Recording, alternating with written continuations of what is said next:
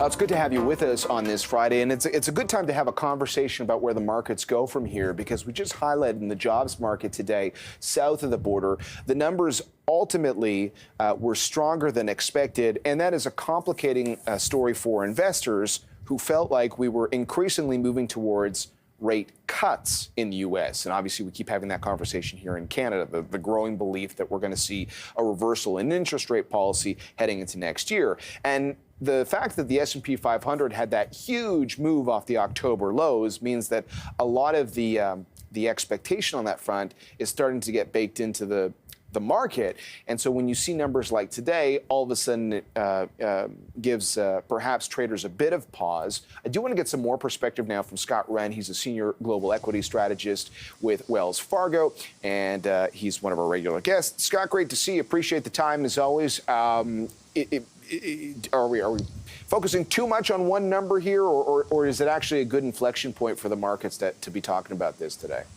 Well, good morning, John. And we know the Fed's focused on the employment data. As you said, pretty much across the board, this morning's report was better than expected. I think it's still going to be a tough road to hoe. We've got a lot of technical resistance, anywhere from 45.85 up to 46.30. So at least in our opinion, it's going to be tough to make it through there technically. So we're at the top end of the range. But certainly, the Federal Reserve doesn't want to see reports like this. As a strategist, and you're kind of hoping that, hey, let's see a 4% unemployment number. That obviously didn't happen, but I think the thing we want to focus on is the labor market slowly weakening, and it is slowly weakening.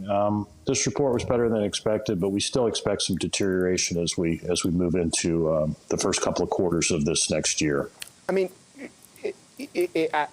honestly, I don't know where to turn sometimes when we're talking about the economic outlook from here. And I know it's a different situation in the U.S. than Canada, if only because of, our mortgage market is quite different. And there's a lot of concern about people having to refinance over the next couple of years, and they're going to really feel that. But, as much as there's this dialogue around the Fed cutting rates, you keep hearing people talk about a resilient U.S. economy. And it's almost as if they want both. They want to see an economy that doesn't see significant deterioration, but they'd also like to see some rate cuts, because why not? And I guess when it comes to the pace of rate cuts, assuming we do see them, there's this other chorus of people who say, careful what you wish for, because if all of a sudden we're seeing a rapid deceleration in rates, then that would sort of speak volumes about the state of the economy. So what is the sweet spot as, a strategist trying to figure out with the stock market? What's the sweet spot for the economy heading into next year? Well, I think, John, if you think inflation is going to come down, which we think it will, maybe not as fast as what the market thinks. We also think, and I looked at the futures before we came on here, market expectations for March have dropped below 50%, but really starting in May and every Fed meeting out to the end of the year, there's at least a 60% chance of a rate cut. That's too many in our opinion. So we're looking for about 75 basis points worth of cuts this next year.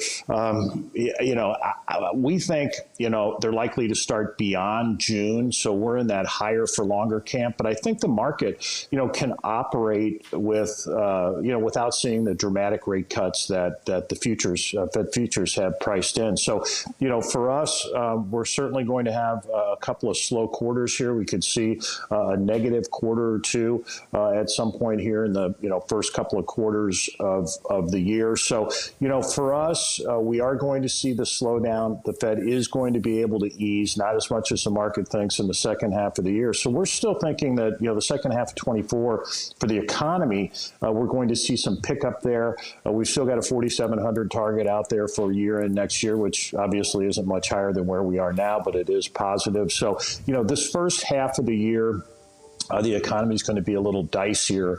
And if I could, last week's Beige Book, the Fed pointed out some things that, we thought were, really legit, and things that we were seeing when, consumers are pulling back. They're more price sensitive.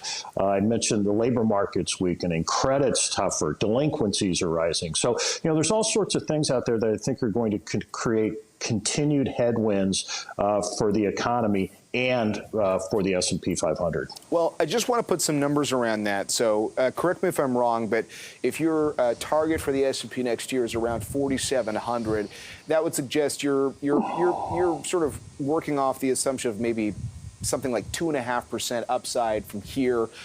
We like to talk to a lot of different strategists. Obviously, you know, there are some who cover Wall Street who are more bullish. We spoke to one this week who thinks, you know, we could be about 10% higher than by the end of next year versus where we are right now. Can we talk more about earnings for a second? Because that's been another dialogue this year, and many people would sort of characterize what happened in 2023, even though there were some sectors that were struggling or doing well, that we had an earnings recession. And heading into next year, actually, the earnings picture looks pretty good, and maybe that's an argument to support stock prices. I know you've done some charts to sort of look at history and what we can learn from, you know, recessionary environments and PE multiples and that kind of stuff. What are some of your takeaways on that front? Well, I think, you know, first of all, John, earnings estimates, the consensus from the bottoms-up guys out there, the individual company analysts, it's about 246 for 2024. We're at 220. So, you know, there's a pretty good spread there. That's the earnings per share for the S&P 500 overall. That is correct for the S&P 500. And so I think that the street, based on those, you know, aggregating those individual company analyst estimates up to the S&P 500 level, that number is too high. So for us, we're expecting some earnings disappointments, probably starting here when we see fourth quarter reporting, fourth quarter, first quarter, second quarter. We're certainly expecting some earnings disappointments there. We think when these companies issue guidance, that guidance is going to be to the downside, that the economy is going to be slower and offer them less opportunity to grow earnings. So those are the kind of things that we're expecting. And are we going to see a really nasty earnings contraction? No, I don't think we are. You know, if earnings come in close to 220 this year, they'll be flat to up just a little bit next year based on our estimates. So for us, earnings are going to weaken. Estimates are too high. Scott, thank